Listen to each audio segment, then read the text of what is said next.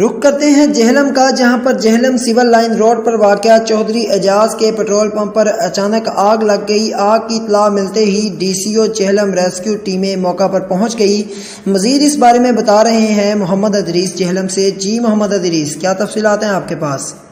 جی بالکل، Jhelum civil line road پر چودھری اعجاز کے petrol pump پر اچانک آگ لگ گئی۔ پیٹرول پمپ کا ملازم درمیان والی مشین سے گاڑی میں پیٹرول ڈال رہا تھا۔ آگ لگنے سے گاڑی اور ملازم دونوں بحفاظت محفوظ رہے۔ آگ کی اطلاع ملتے ہی ڈی سی او جہلم فوراً موقع پر پہنچے اور پیٹرول پمپ کا دورہ کیا۔ آگ لگنے کی وجہ شارٹ سرکٹ بتایا جا رہا ہے۔